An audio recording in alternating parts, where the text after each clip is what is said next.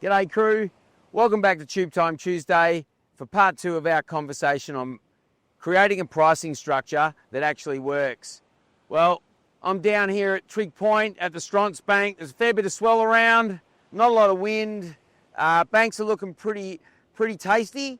So before I jump into that boardroom and gorge myself on some waves, I'm going to come in this boardroom.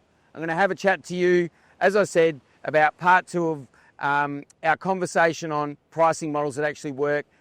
And last time we spoke about why small price increases don't move the needle and how positioning and getting that right is the key to charging significantly more.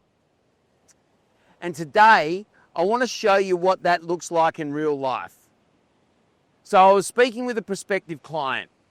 She was a highly trained and qualified audiologist, years of experience, a PhD, but she was becoming extremely frustrated. In the last 6 months, 12 months, a large national retailer had entered her market, undercutting prices heavily. Their service, well, average at best. Their staff, certainly not as qualified as her.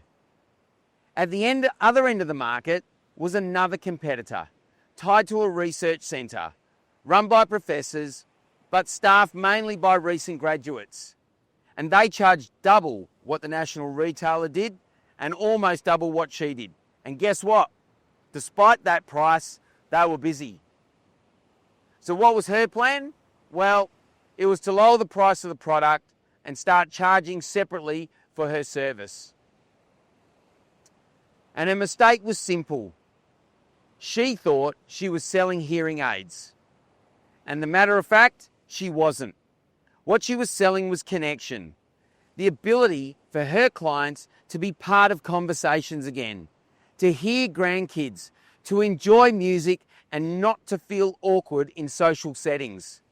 Ultimately, to be fully connected and engaged with life. And when she reframed what she was selling, the strategy became clear. Compete with the research centre, not the national retailer.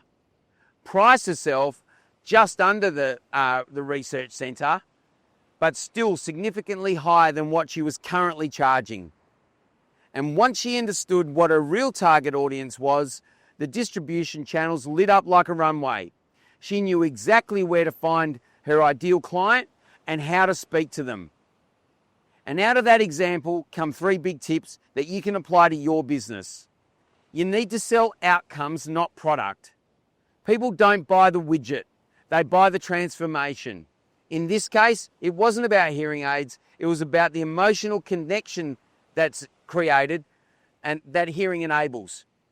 And in your business, think less about the what and more about the so what. 2, reframe your competition.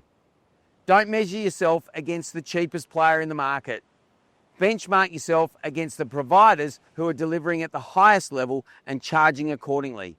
That's where your positioning needs to sit if you want to break free of discounting. Thirdly, align price with value. If your value proposition hasn't changed, you can't just double your price. But when you reposition, when you clarify who you service, the value of the outcomes you deliver and how you deliver them, then a higher price isn't just acceptable, it's expected.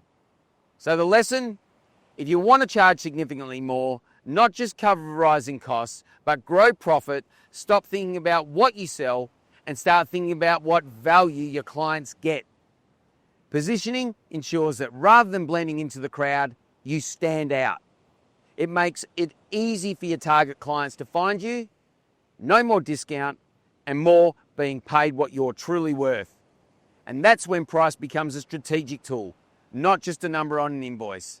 I look forward to seeing you next week for another episode of Tube Time Tuesdays. Happy days. You.